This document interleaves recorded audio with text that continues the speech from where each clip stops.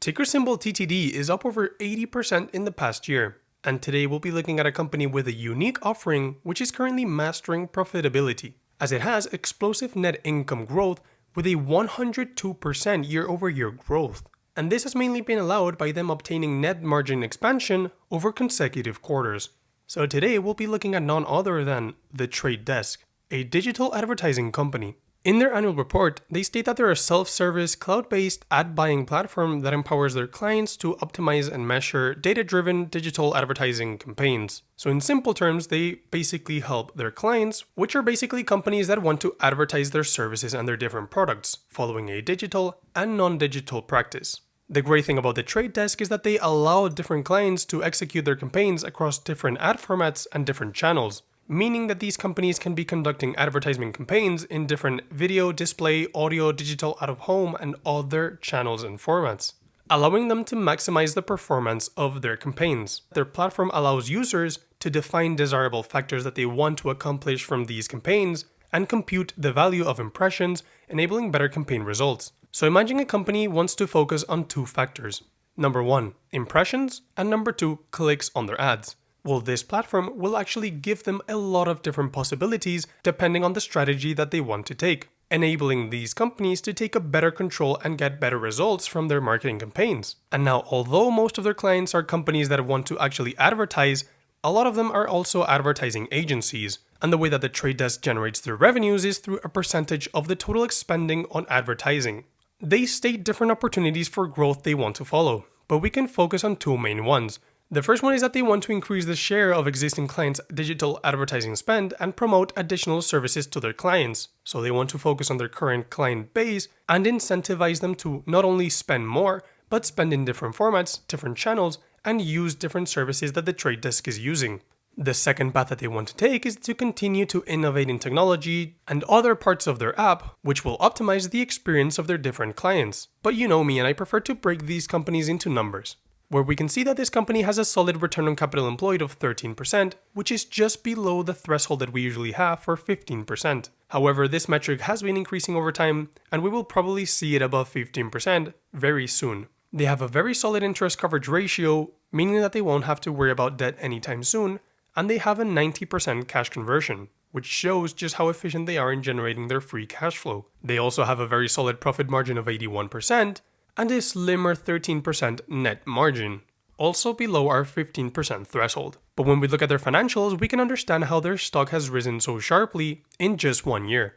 Their revenue and gross profit seems extremely predictable, very consistent, and growing at a very fast pace. But the most impressive part here is how they've managed to grow their net margin every single quarter since September 2022. They're currently closing in on that 15% net margin, and it shows no signs of slowing down, generating a lot of future upside for this company. And of course, the efficiency ratios usually follow what the net income does, so we can see that all of them have been sharply rising, with the return on invested capital sitting above 20 times, extremely solid.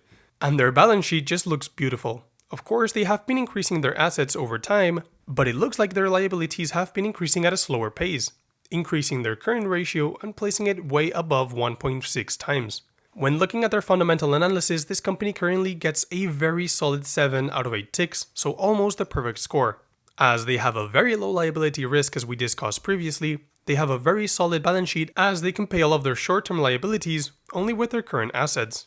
And the best part here is that they're extremely consistent at generating their free cash flow. And this free cash flow is growing organically, which is mainly being funneled by their organic revenue growth. And by organic, we mean that they don't need to acquire different companies in order to grow their financials. They can do it just by expanding their current offerings.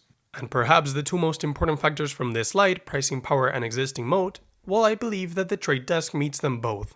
First of all, for pricing power, as we discussed, this company currently charges a percentage or a fee based on how much the client is going to spend on advertising. Now, the Trade Desk can increase the revenues of these existing clients in two ways. The first one is by capturing a larger share of the advertising expenditure. So for example, if they're currently only capturing their video advertising, well, their fees and their revenues will only be generated from that channel. However, if they manage to capture all the non-digital advertising for that same customer, then their revenues will increase as they will start to take up a fee on that expenditure as well. Now, the second way is by providing different services, which can include all the different data and metrics in order to improve and optimize the different campaigns, or different consultations in order to improve the efficiency of these campaigns. Well, this can increase the percentage or the fee that they're taking from their clients. However, I'm going to offer a challenge, which is the same one that I had for AppLovin Corporation, which is that once you are actually taking a fee from a customer, let's say it's a 5% fee, once you have that set up, it's extremely difficult to increase it to your existing customers. Because the moment you increase that 5% to a 10% while offering the same product, well, these customers are very likely to go and look for a different alternative, which will allow them to actually spend more on advertising and pay less fees. Which is why, although I believe they have pricing power, I'm not extremely sure on how strong this is. But when we look into their existing moat and their competitive advantage, I do believe that this is very strong, since the majority of their clients and the majority of the companies which are conducting their advertising campaigns through the trade desk are very likely to keep working with them for a very long time period.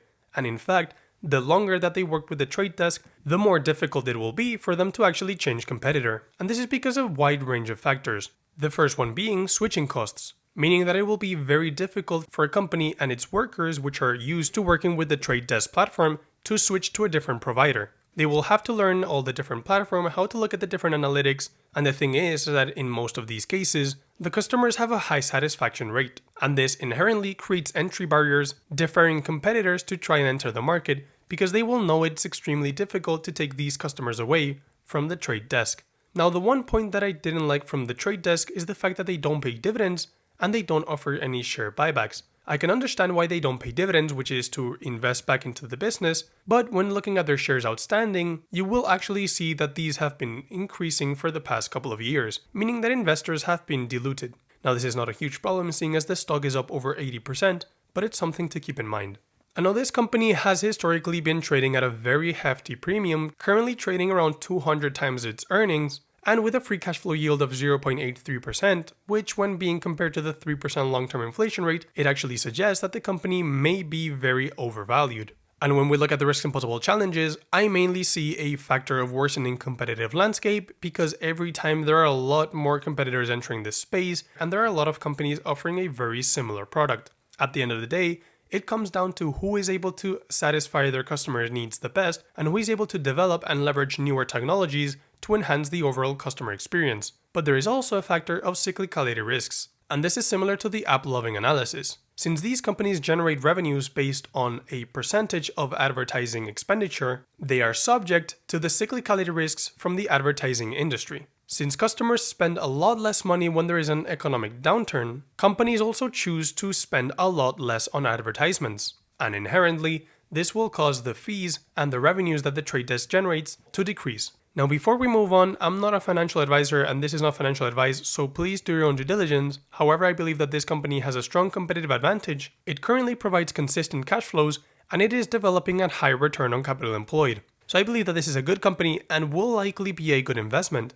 But I don't like the fact that it's trading at a very high valuation, as this can cause that if they ever have a quarter where they're slowed down, their shares will tumble heavily. Anyways, having said that, thank you for watching. As always, this has been the Cashflow Compounder. Join the free Patreon for extra content, and I'll see you in the next one.